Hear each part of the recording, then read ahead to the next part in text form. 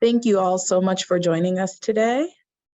I see the numbers climbing, so a lot of people are joining us right on time, and that's good because we are going to get started right on time. Thank you for joining us this afternoon for our second GEFA Water 101 webinar in this particular series. You are joining us today for the Georgia Lead Service Line Inventory Update. Today, we do have Manny Patel and Lisa Golphin with us, who will be sharing updates regarding lead service line inventory, both from EPD and from GEFA financing. As a reminder, since this is an update, there was a first part to this webinar that took place earlier this year. And if you weren't able to join us for that webinar, I will make sure to drop the link to that recording in the chat in case you would like to go back and catch any information that you may have missed. However, we will be sharing any updates in regards to that webinar. So our first speaker today is Manny Patel. Manny is the Drinking Water Program Manager at Georgia EPD Watershed Protection Branch, and he will be sharing updates with you all regarding the inventory requirements, as well as updates surrounding the release of the EPD service line inventory software. So Manny, you are all set. Thank you, Elena, for the brief introduction. Welcome everyone to this. As Elena said, this is part 2 of our lead service and inventory series. In this one, we're going to focus more, and the part 1 was on what's required, when it's due, and all of that. This one, we're going to focus more on how to actually build a service and inventory, investigate your unknowns, and I do have updates on where we are with the software. With that, we'll just dive right into the presentation. We're going to have a poll question right off the bat, trying to figure out how many of you guys have actually started building an inventory.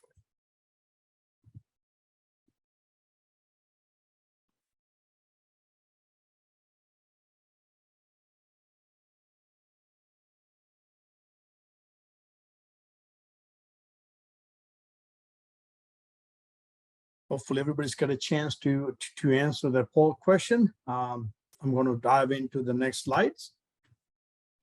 Mandy, can you pop the results up? Sorry, there it is. It just popped up. So yes. It looks like it's almost half and half. That's good to know. Those that you haven't started, you need to be getting onto it pronto. Right. All right, so just a quick recap. What is lead and copper rule revision, commonly known as LCRR? Basically, this was published by EPA on January 15 of 2021. You can find that codified under 40 CFR 141.80 through 93. It establishes service line inventory requirements for both the community water systems and non-transient, non-community water systems. So that's what it does. It applies only to those two categories of water system, privately or publicly owned. In addition to that, it also established some changes to lead and copper tap monitoring, lead service line replacement schedules, and testing in elementary schools and licensed childcare facilities. As you see an asterisk right next to that, and that's because all those things are under reconsideration due to administration changes in White House, and it's all going to come out in the lead and copper rule improvements. So as of now, everything that was in those previous ones have been stayed. Is under reconsideration. The only thing that is consistent is that the service and inventories are still due October 16 of 2024. So EPA is expecting to propose rulemaking changes to replace the lead service line, the tap monitoring requirements, and then establish either action and trigger levels and prioritize underserved communities. The LCRI is expected in late 2023, or it could be early part of 2024. But it definitely will be finalized before October 16 of 2024, which is when the inventory is due, which is also the compliance date for the lead and copper rule. So most of the LCRR is subject to change, like I just said, except the initial service line inventory requirements. So again, capping on a service line inventory on who, what, and when. So all community water systems and non-transient, non-community water system must develop and submit a service line inventory to Georgia EPD on or before October 16 of 2024. After the initial submission, updates are due July 1 of each year. So the initial, the first update will be July 1 of 2024. The inventory and the subsequent updates must be completed using Georgia EPD's service line inventory spreadsheet format. This is posted on our website on the drinking water page, right on the top. You must include all service line regardless of classification. Just because you think you have no lead service line, all you have is plastics or other material, you still need to submit a service line inventory if you are a community water system or a non-transient, non-community water system. The initial service line inventory must be completed, like I said, even if all service line has been classified as non-lead. Water systems that have identified all their service lines as non-lead in either in the initial inventory or any of the subsequent updates are not required to do inventory updates from that point forward. So if you're a water system that completed your October 16 inventory on 2024, and you had no water, no lead service lines or no unknowns, then you do not have to do the subsequent updates. You are done with these portions of the rules and regulations. Public outreach. This is an important aspect of the rule. So all water systems must make their service line inventory publicly available. So, but with a special caveat for the water system serving a population greater than 50,000 must make their inventory also available online. Again, this is population and not service connection. CCR must indicate where customers can find their service line inventory or get a copy of their service line inventory. Service line consumer notices must be completed within 30 days of submitting the service line, and proof or certification is due to EPD each year on or before July 1. So once you submit the initial inventory, you have to notify all the customers that have known lead service line or unknown within 30 days of submission of that inventory. And then that proof is due to us on July 1 of the following year. So just to recap, the service line inventory has 7 elements: the location information, which is 123 Main Street, water system on portion, whether there's lead, non-lead, galvanized requiring replacement, or other, if you know that. Same information duplicated for customer site. And then based on those two, the software will spit out an overall classification. In a sense, if you have a lead or an unknown, it is overall classification is lead. And then there are, the software also has the tier ones calculated for you. And that's based on the data that you put in number 6, which is whether this service line serves a school or childcare. So you'll be able to generate a list of your service line. You can sort it out based on if this, how many schools or water systems are served by your service line. And the 7th one is, again, a tool for you guys, the water system, to keep track of the consumer notices that we just talked about in the previous slides. So service line inventory, how do you start? So if you have not started, you're thinking, where do I even begin for the 50% or so that's on the call? So you need to develop a process by which the water system will approach and develop a service line inventory. You need to take into account multiple factors, such as expected level of effort, how much resources you are going to allocate to this service line inventory effort. So water systems should also treat this inventory as a living data set. What I mean by is as you identify and track information if you encounter in your normal operation, if you have a water main break, or you're replacing materials, you're going to encounter information. So it's a living, breathing data set. It's not static. The number of unknowns in the inventory, in theory, should decrease as you gather more information. EPD highly recommends that you have a standard SOP on how you're going to build the inventory, and when lines are identified in field, are you going to track those and update the inventory? Or if you have an existing SOPs, you just need to modify that and incorporate that into your process if you haven't already done so. So this is a pictorial representation. This is coming straight out of EPA's guidance. So you basically, first thing you do is you gather all the records and compile your data. So you look at all your tap cards, building records, anything that you have, your permits, all of those, you can pull those out, you gather those information, and based on that, you build your initial inventory. Obviously, when you do that, you might have unknowns, as you know, and so you then go into the investigation phase of that unknown.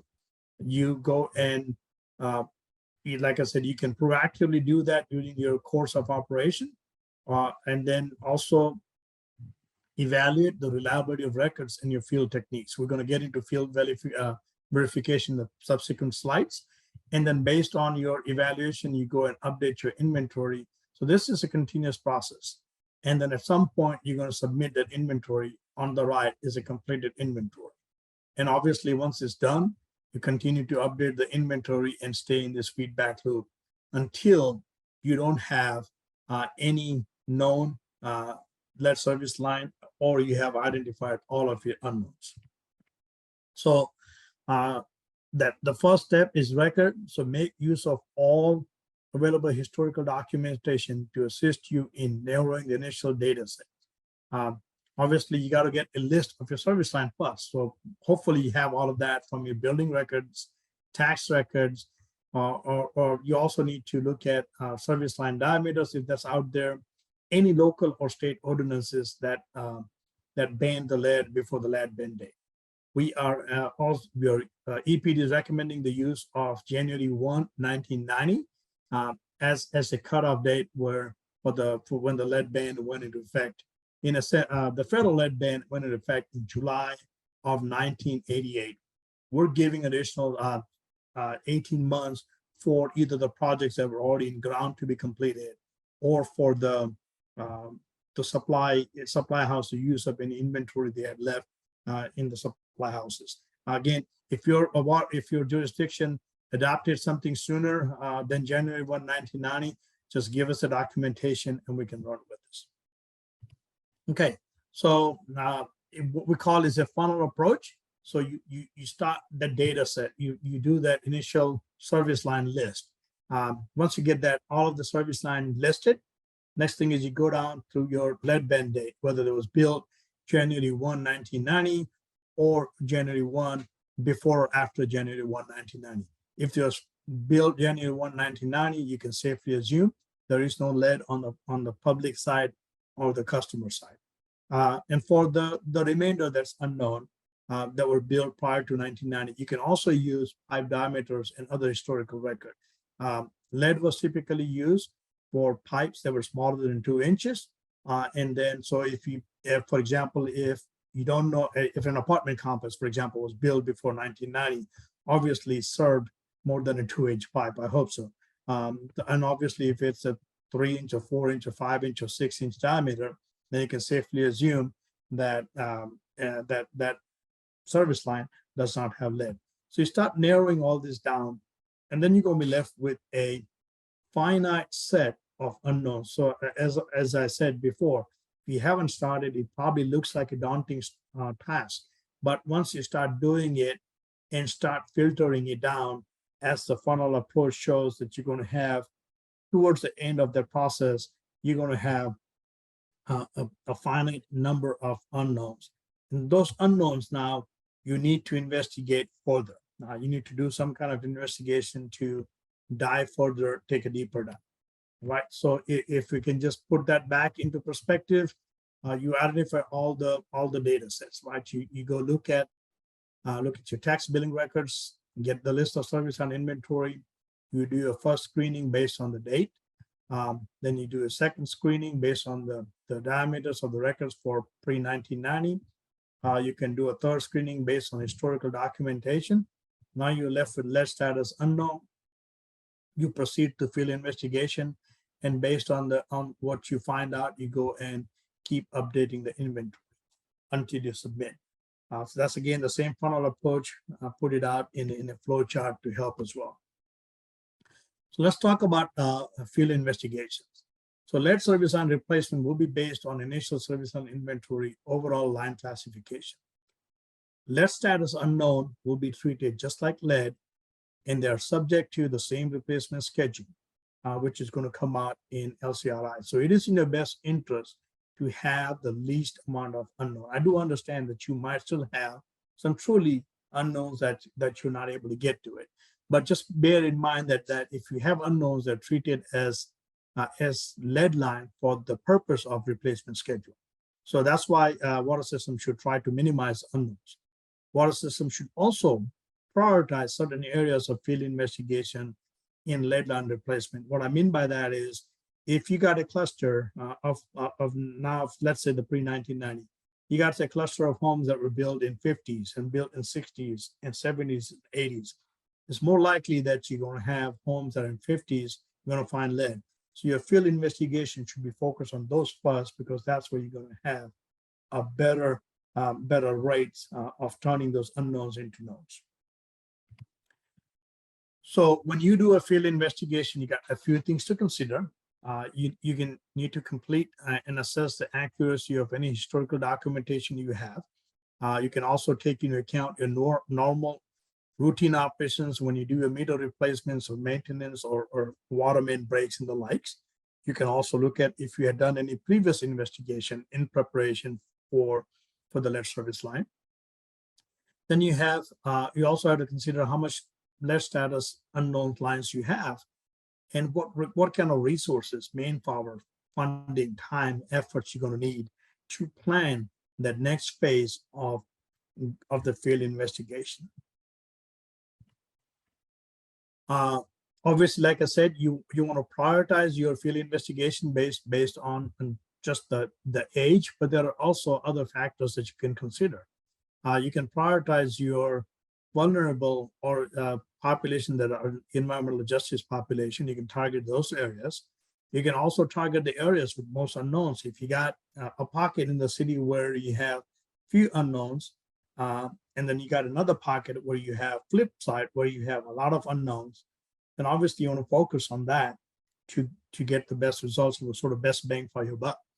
You also prioritize investigation by the likelihood of finding that service line. Again, that's going to my example of built in 50s to 60s. You're going to find more lead versus something that was built in mid to late 80s. Right? So you want to prioritize those. And that's why you got to have a strategy in place. And you can also use field investigation to verify any historical records. Right? So continuing on the same thing, you select a random set of addresses, location where service and material has been assigned based on historical record. You can use one or more of the investigative methods. We're going to talk about that in a minute. And the purpose is to identify the service material both on the water system side and the customer owned side. Then you compare that to your records. If the records do not match, then the water system might have to reassess either the use of historical records in question and update the inventory. Interviews with operators, right? So relevant knowledge of historical records, you can pair that with events from experienced staff or water professionals who's been around in the water system. You should use that as a supporting information and not as a sole source of information. In other words, if you got an operator that has been there for a while, 30 years, and says, to the best of my knowledge, we don't think we ever use that in the system. Well, that alone is not enough. You need to augment that with doing some field investigation to basically support that claim. All interviews done with either the water system professionals or your staff must be documented. with names, their credentials, whether they're class 1, class 2, and how long they've been with the water system. We highly recommend water system conduct field verification of classification that utilizes interview. Just what I had said earlier is you can't just use that. You gotta take that interview or the knowledge and say, based on this, there was nothing used, so let's go do some field verification to support what he or she is claiming to be, right? Look at some visual inspection or customer identification. That's another tool that's been used for water systems. So you would do a visual inspection by either a water system personnel or a customer, or dropping a CCTV in the meter box. We highly recommend that any visual inspections are conducted by trained water system personnel so they can see what they're looking for. If a visual inspection is completed by a customer, EPD recommends customers submit a photograph to the water system, and then the water systems operator or the trained personnel will review those photographs submitted by the customer and confirm the material classification. Again, this comes in handy when you have a basement. The customer can go in the basement and take a snapshot, or the water system personnel can go in and take a snapshot. But on the slab, obviously, this does not work. Excavation or potholing, this is where the water system may need to excavate soil and potentially remove portions of the roads or sidewalks or other obstacle to determine the service line. It depends on where the service line is buried, whether it goes under a driveway or whether it's just under a concrete pad. More information on specifics on potholing and other techniques, it's hydrovacking, and all of that is in the EPA's guidance document that's out there. If a lead service line or galvanized requiring replacement service line is disturbed in this process, then both EPA and EPD recommends replacing it right away. So if you're trying to find your unknown and you did discover that you found a lead service line, let's just go put that on a priority schedule to get it replaced. The customers in that situation should be alerted on the disturbance and be provided information on how to reduce lead levels while they're waiting for replacement, such as flushing the water or providing even a picture to the customer.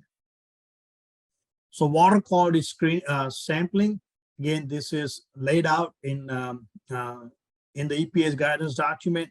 I would caution you to take this with a cautionable approach. This is a viable screening method for, in my mind, identifying the presence of lead service line, and cannot reliably detect the absence of lead service line. What I mean by that is, if you use this method, if you find lead, it's going to tell you, yes, there is lead service line. But if you do not find any lead, that does not mean there is no lead service line. It is not reliable, and we'll talk about that in a minute, because this relies heavily on proper and consistent sampling procedures and establishing a community-specific threshold. So what is your threshold? If you find lead at 5 parts per 5 ppm, you're going to conclude that there is no lead, or you're going to look for 0 lead in your test result and conclude there is no lead. Again, if you go that route, we highly recommend that trained water system personnel collect the samples, and samples are analyzed by a certified lab. It goes back to the credibility of your inventory. Water system must make documentation available to EPD outlining the criteria used to classify the slime materials and justification for why are you taking this method. So there's about 3 ways you could do water quality testing. So the first is called targeted service line sampling. Again, all of this is in EPA's guidance document. I'm just trying to bring awareness. So in this case, you will flush out a volume of the water in the premise plumbing. And then you will do a sample collection from the service line, not inside the home. So you're actually eliminating any possibility of any fixtures that could affect or skew your results. The second one is called flush sampling. where you flush out again the volume of the water in the premise plumbing for a set period of time, whether that is 5 minutes or 3 minutes or whatever the case might be. You need to figure that out. And then again, a sample is collected from the customer's interior tap.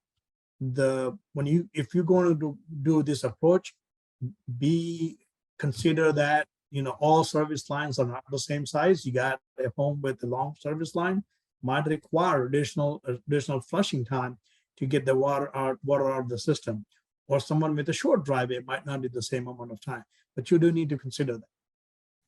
And the third one is the sequential sampling, where a series of consecutive samples are collected from an interior tap after a stagnation period. Very similar to what we do now for, let's say, LCR sampling, but you got a stagnation period, and then you correct a first liter, third liter, fifth liter samples, and then you can look at those. Predictive modeling. This is again a method that is suggested in EPA's guidance document. Again, any modeling depends on the representative data. The data must be a good quality for you to be able to produce any predictable result. Again, use caution. There are a few existing studies documenting good outcomes from this. Water system must supply documentation to EPD, outlining the criteria that's used for and justification for its use. We highly recommend that verification of predictive modeling data is thoroughly conducted. You cannot basically just go and not do any field verification to collaborate the results of predictive modeling. Okay, there are other emerging technologies out there. If Swordfish is the one name that comes to the mind, they've been at a few conferences. All I can say is EPA is looking at how effective it is in identifying a service line that actually digging it up. Okay, these are helpful resources that's out there. The lead and copper rule can be found in 40 CFR 141, also on EPA's website. The EPD lead service line inventory and the EPD service line guidance document that is on the drinking water page is on our website as well. And then EPA's guidance for developing and maintaining a service line inventory and the EPA's LCRR rules requirement progress is also on EPA's website. So all good resources, but focus on the inventory and how to do the guidance document. We've taken EPA's guidance document, which was close to 200 pages, and condensed it down to need to know about 30 some odd pages. So you can start that, and then if you got a question, you can always go and dive in detail in EPA's guidance document. Just a quick update on the software. So we're happy to report 120 Water is selected as a vendor for the software. EPD and 120 Water is currently configuring the software as we speak. We have several meetings last week, and we'll continue to configure the software to customize for EPD's use. In the meanwhile, you can continue to use the template that's on our website to build your inventory. We are looking at a release date around mid-August 2023, maybe sooner, but that's what we're targeting there. Training will be provided prior to release of the software. The training will be specific based on the size and the type of the system. For example, the larger systems have a different need. System that were built after 1990, we're going to have a specific training for those. Mobile home park, we're going to have a specific training for those. We have about 200 non-transient, non-community water system. Their needs are a lot simpler. We're going to have a specific training for those, and then a couple of others for medium and small systems. So we're looking at a host of training to come. Be on the lookout for that. Attendance is mandatory, or you have to watch the webinar before you can start using the software. In other words, you can't just go in and establish an account and then start running into questions without actually attending the software. All communications through the software will be via email only. So make sure that your email is up to date and correct. And one last item is the board will be adopting the rules for electronic submission at the August board meeting that's coming up in August. With that, we have a final poll. I'm going to let the poll questions pop up. Great, and everyone should see this poll question on their screen. Are you planning on using the predictive modeling for unknowns? Your options are yes, no, and I'm not sure. So go ahead and make your quick selections.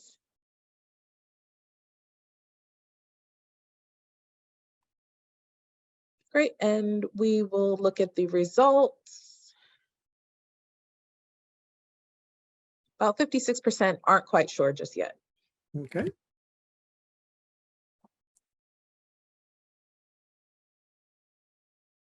And then there's the list of folks that's in the team. We're going to add a couple of more people on the list, but my information, Sean, who's a compliance unit, Pamela Frank or Jennifer Morrison, we are here to help you answer any questions as you go through your process of building the inventory. With that, I'm going to stop sharing my screen and see if we got a couple of minutes for any questions we have. Yeah, we can take a few questions before the very end when we address the majority of these. We did have a question early on. Do we have to include irrigation taps? Irrigation taps, if there are, so if servicing from the meter, anything that goes beyond the meter is a service line inventory, and what that goes to the house. Now, if they've taken a tap to go on the irrigation, no, you don't have to include those. Okay. We're talking about drinking water taps. Is this potable water? That's a question you should ask. Right. That's easy enough to kind of distinguish between Yep. what should be focused on. Do I understand if a home was built after 1990, it can be classified as non-lead and no further investigation is needed? That is correct. Good. And then where do we get the Georgia EPD service line inventory spreadsheet? That's on the EPD drinking water page. And everyone, if you take a look in the chat, I did put in the link for the drinking water page. So that way you can click on it and see those resources that Manny was sharing, as well as this inventory spreadsheet as well. All right, Lisa, we have you as our next speaker. Again, we do have a few more questions, but we will address those towards the end with our Q&A. But thank you so much, Manny, for that information. Thank you. Right. So again, our second speaker is Lisa Golphin, and she is the project manager in the Water Resources Division at GEFA, where she oversees the lead service line inventory and replacement funding opportunities. Today, she will be providing funding updates regarding GEFA's grants and loans for lead service line inventory and replacement. Lisa, your screen is up, so you are good to go. All right. Thank you, Alana. No problem. I would thank everybody for joining today. So as you know, GEFA's longstanding mission is to conserve and protect Georgia's energy, land, and water resources. A lot of our eligible borrowers are counties and municipalities, local water and sewer and sanitary districts, state and local authorities, boards, and political subdivisions that were created by the General Assembly. So why should you consider GEFA for your compliance needs? Under the bipartisan infrastructure law, $66.8 million were allocated for FY22, with $28.7 million allocated for FY23 allotments. This funding is totally dedicated to assisting communities with lead service line inventory and replacement projects, and 49% of those loans are principal forgivable loans that are dedicated to eligible disadvantaged communities. I also want to take this opportunity to address an amazing presentation that was given by Amanda Carroll and our wonderful partner, WSP Monique, about the drinking water needs survey. If you can see, the allocation for FY22 was $66.8 million, but the allocation for FY23 was $28.7. And that's directly related to the drinking water infrastructure needs survey that was completed in 2021. The DWINSA estimates a 20-year national drinking water needs for various municipalities throughout the state of Georgia. The findings of that survey is used to appropriate the necessary funding under DWSRF programs such as lead service line. So within the 2021 allocation of that drinking water needs survey, there were a lot of communities who had not started their lead service line inventory, and that resulted in a significant impact towards the funding. So I want to acknowledge that our partner WSP will be contacting about 24 large and medium systems to go back and look at their averages for their lead service line inventories. And we urge all those communities to work very heavily with WSP to get the numbers out there, to get the results. As you all are aware, Georgia is a leading economic state, and we want to carry on that momentum throughout the state of Georgia. But we can only do that if we have the necessary resources that we need and getting the appropriation and funding through our DWSR funding. If you would like more information about the DWINSA survey, please go to our website to look at that great presentation that was done by Amanda Carroll. Also on the Clean Water Needs Survey. I think Alana will also be putting information in the chat for your reference of those surveys. So with that, it brings us to our first poll question that states, do you have an interest in obtaining funding for your lead service line inventory or replacement project? Yes or no? Great, and everyone should see that poll up on their screen. Please go ahead and make your selections, either yes or no. Do you have an interest in obtaining funding for your lead service line inventory or replacement project? And we will go ahead and close that poll and look at the results. Awesome. About 85% of our audience said yes, Lisa. That is great news. Okay, so let's talk about potential funding sources. Since 85% are looking at funding for your lead service line inventory, GEFA is offering grants as well as loans. With the grant funding that was solely dedicated for lead service line inventory projects only, our solicitation period occurred from February through April, and we are excited about the participation that we received from a lot of great communities, which resulted in approximately 204 communities that will receive grant awards. On May 25th, we actually put out that IUP that noted those awards. And if you would like to see whether your community was granted an award, you simply have to go to our website at gefa.georgia.gov, go to the Water Resources tab, and then go to Intended Use Plans.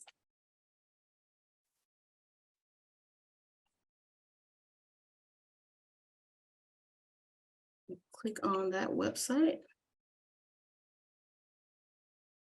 And while Lisa's pulling up that website, I did drop the link as well in the chat so that everyone has that on hand and can access it as well. Perfect. Thank you so much, Alana. So once you get on our page, go to our intended and then go down to the 2022 DWSRF lead service line replacement IUP. Open up that draft. And you will see it's taking a little bit of time here. But if you go down to page 10 actually references the project list that has all of the communities that actually submitted during that solicitation period a request for funding. Please make note of the top note in red, as well as at the bottom on page 36, the notation in red. All communities that received 100% grant allocation were removed from the project list because you received 100% grant allocation. That comment is noted at the top of the page, as well as the bottom of page 36 that talks about those entities being removed from the page. So we received a lot of emails and comments for our communities, and we want to make sure that we get that communication out to you that if you received 100% grant allocation, then you were removed. For the entities that are still on the page, there is an opportunity for you to actually receive grant and loan if you're needing additional resources. Like I said, GEFA has a great affordable loan process, and many of you would possibly be eligible for potential principal forgiveness. If you scroll down further to page 40 of this list, it actually details the breakout of the communities that actually receive the grants and what their grant allocations. So I urge all communities all engineers or representatives for these communities to scroll down to page 40 and look at the grants that were eligible to those communities. We'll talk a little bit more in depth about what are the next steps for the grant awardees who are listed on these pages. But I definitely want to highlight that this information is really available to all of our communities and where they need to go to find out this information, as well as information that GEFA will be in contact with you later on. Like I stated, the other potential funding source is affordable low interest funding for under a loan that offers funding for both lead inventory and replacement projects. So keep in mind those potential funding sources for your lead service line inventory needs. For the lead service line replacement, the grant and the loan funding to communities was based on the community's affordability score. We use that affordability score to allocate all grants, and we will be doing the same for all loans with principal forgiveness until it is exhausted. Under the SRF programs, principal forgiveness is awarded to those disadvantaged communities based upon GEFA's affordability criteria. And a lot of communities are wanting to know what are the 10 criterions that make up GEFA's affordability criteria. So we want to make sure that we get that information out to you so that you're aware what those 10 criteria are. And so those are listed here for your reference. So what projects are eligible? Within Mr. Patel's presentation, it was noted that 49% had not even started their lead service line inventory. So I want you to be aware of what projects are eligible so that way you'll know what eligible funding is available for you and your community. So under lead service line inventories, if you're doing any type of field investigation, any type of potholing or statistical or predictive modeling that Mr. Patel spoke about, if you're actually acquiring tax map or parcel information, conducting interviews with staff or people within the community or contractors, if you're looking at engineering and as-built plans, even if you have an existing or completed inventory, with this funding, it is retroactive. And so if you are in the process of completing your inventory, or if you've already completed, you could be eligible for potential reimbursement under the lead service line funding.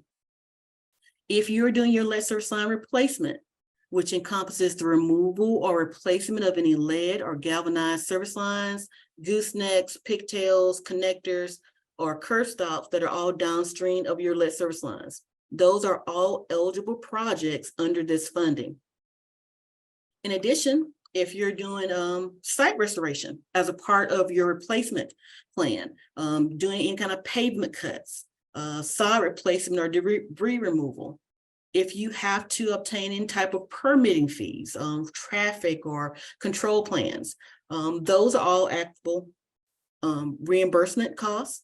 Non-routine sampling and temporary filter devices that you're putting as a result of finding lead within your community, those are eligible.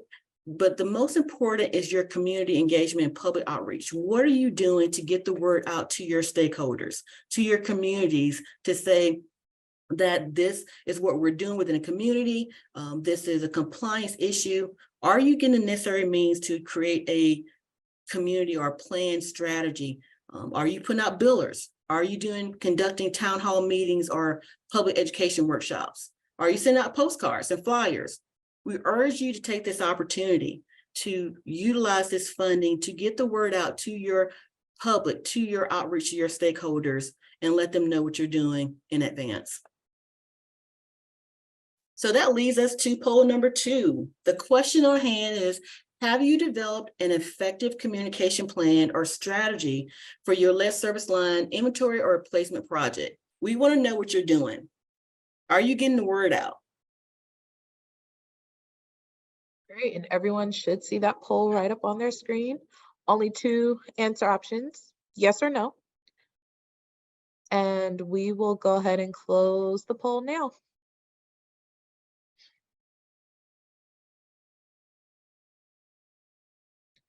The results show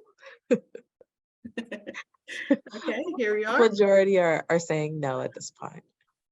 We got to do better, guys. We got to get the communication out. We got to get a plan together. It's funded under the program. All right, let's go to the next question. Okay, so under the lead service line funding, there are certain requirements that you must meet to meet this funding.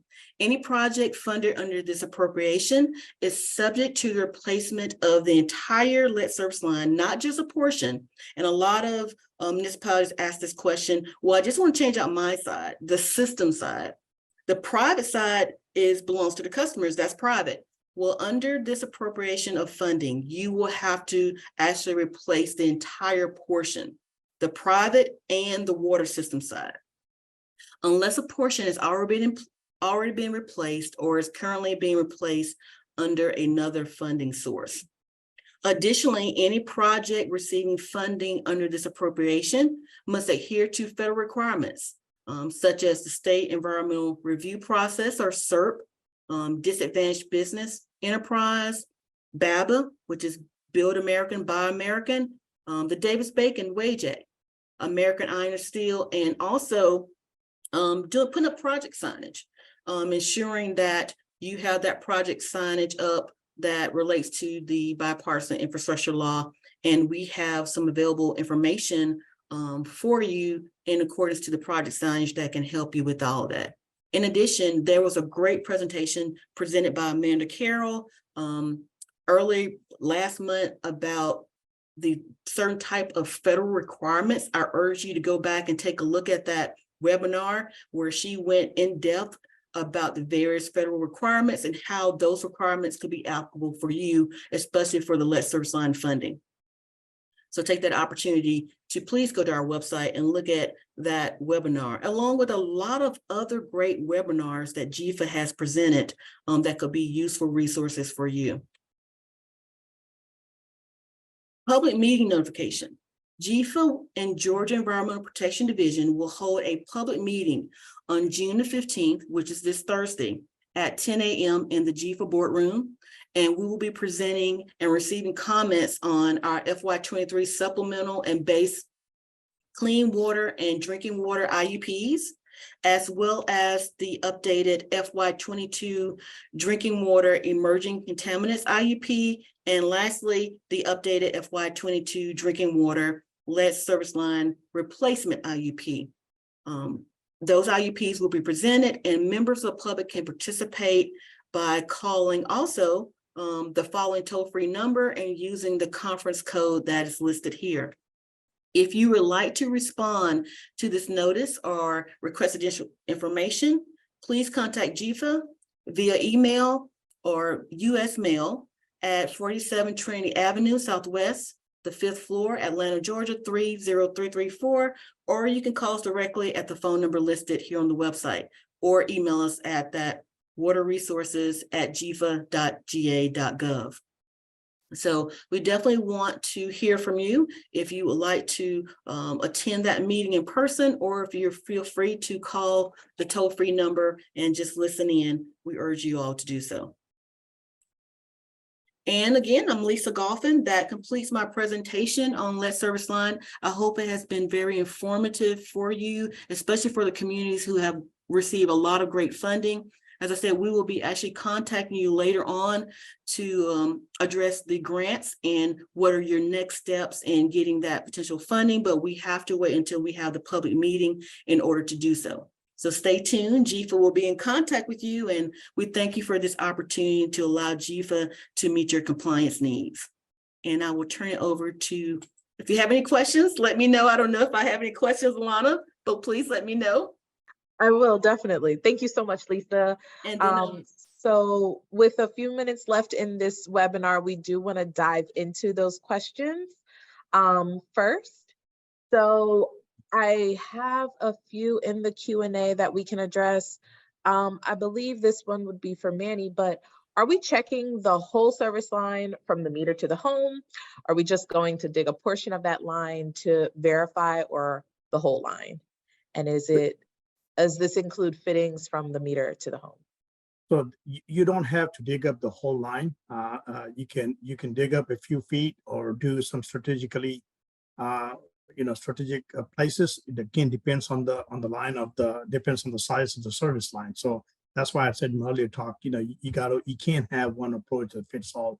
But in general, the answer is you do not have to dig up the whole line. Good. Awesome. Awesome. What data types will be accepted? So the software, you're going to use the EPD spreadsheet, which is what you're going to upload it into the software. The software is also compatible with the most common data type. If you got data coming in from Esri, the software can take that. You can work with the vendor to take the data from your billing system and also help that. Obviously, there's a cost for that, but it is widely compatible with most generally available data out there. Is there costs associated with the software that's being developed? The EPD software is free. There is no cost to use that software. However, the vendor does have some additional software that you can use for purchase. You're not required to do it. You can just continue to use the free EPD software. Awesome. Lisa, this question may be for you, but the question is, where do we get funding for gas, tools, labor, etc.? Okay, well, not sure about the gas and the labor. If you're talking about contract labor, then contract labor is inclusive. But if you're talking about labor for staff, that's force account labor, and so that would kind of render it ineligible if it's directly related to your own employees. If you are looking to purchase a device such as a lead detector, or if you're looking to purchase a piece of equipment such as a vacuum excavator, like a portable or pull behind vacuum excavator that you're going to use for lead service line inventory, then you would need to let us know on your grant application or your loan application that you intend to purchase that, and those will be eligible projects. Anything other than that, piece of equipment or devices, please let us know in advance what you're wanting to purchase, so that way we can tell you and get approval from EPD and EPA to ensure that those are eligible pieces of equipment and or devices. Awesome. And a follow-up for you, Lisa, if you submitted an ROI for the grant funding and we're not one of the 204 communities, can we find out why we were not included in that funding request? Absolutely. Anyone can contact me personally or come to our actually email me or call me directly, and we can look and see why you're not on the list. Or I know there are a number of communities that were rendered non-compliant, and we are working with those communities that were on the non-compliant list to work with GRWA directly to still allow them to meet the compliance deadline. So there were some communities that were non-compliant, but we're working to definitely assist those communities. Again, like I stated, if you are looking at the project priority list, if you received a 100% grant allocation, then you were removed. So I urge you to scroll down to pages 40 to see if you received the full 100% grant allocation. And so you may see your name there if you didn't see your name on the PPL list. Has all of the grant funding been allocated and now it's solely loan funding that is available, Lisa, or is there Yes, any more under FY22, but as we still have to complete the grant application process, so there may be eligible grant if not all communities take advantage of it. So we'll just have to take that as we go. But right now, the way we award it under FY22, that grant funding has been awarded to communities, so we'll have to contact them to see if they're wanting to take it. We also have the FY23 allocation, and so there will be a potential opportunity for another grant to be out later in the year for other communities who did not receive grants to possibly receive grant allocation under the FY23. This was the FY22. So we do have another FY23 that will be coming out. Awesome. Thank you. Alana, Manny, I can I believe just this one. pick some random questions in here so that Yeah, go ahead. I got to bail out at 3, but I want to pick up some questions and answer. So first of all, just wanted to everybody be aware that there will be an update coming to our inventory spreadsheet based on the configuration that we're doing. So just be on the lookout for that. Once that's out, we will we'll definitely submit that update. That was put in the chat by Sean. Can we use EPD spreadsheet only, or do we have to use the 120 software? You start with EPD spreadsheet and then upload that into the software. Or you can go directly to the software depending on how many service lines you have. So you can create a service line in the software itself, or you can just populate the EPD spreadsheet and then you can upload that into the software. Let's see, will the pipe entering the home be sufficient as a service line type? If you have a basement and you got a clear visual, then yes, that should serve suffice as enough evidence. Again, take a picture, like the water system train operator, look at it and make that determination. Will the PowerPoint slides be available? We can always, yes, we can put that up and distribute to the people that's on this call as well. Who would be responsible for replacing the line of the customer side if there's a lead found? I think Lisa already answered that. The water system is responsible for having a program to help customer replace that site. Again, in order to use the bill money, like Lisa said, you got to replace both the site. So is the public meeting mandatory to attend? Yes, if you would like access to the EPD software, you would attend one of those public training, not meeting, public training.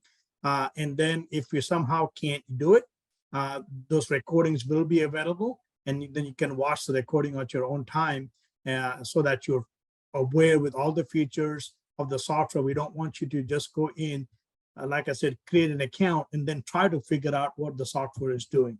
It serves nobody any good in that situation.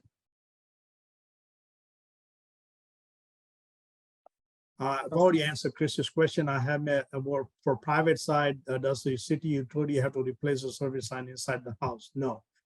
We're only taught with the premise plumbing is not premise plumbing is not a part of the service line inventory, and you're not dealing with the premise plumbing.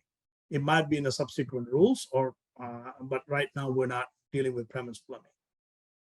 If we are required to replace a private site of the service line, does that mean the city will be forever responsible for the private side of the service line up to the house once it's replaced by the city? Again, great question. This is something the city can sort it out themselves, saying, hey, we will do the free replacement for you, but once we are done, you are still responsible for the line. Again, that is something that you guys need to sort it out within your jurisdiction. How are you going to handle it? Each water system and its jurisdiction is going to be separate. This is from Julian. If your service line is copper from the public main to the water meter, but then from the meter to the house is lead, does the entire line need replacement, or just the lead portion? Just the lead portion that needs replacements. The copper does not need to be replaced. Now you can choose to, as a utility, when you're there, just replace both of them. That's your choice and your prerogative, but you're not required to replace that line.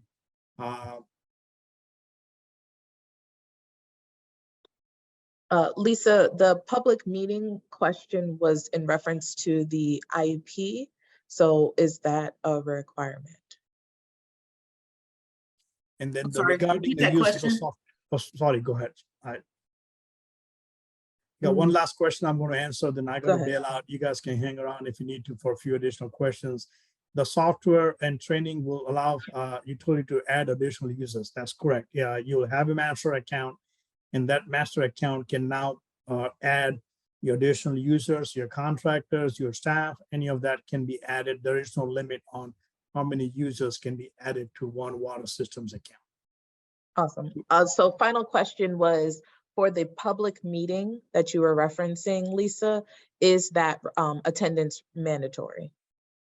No, it's not mandatory. Okay, awesome.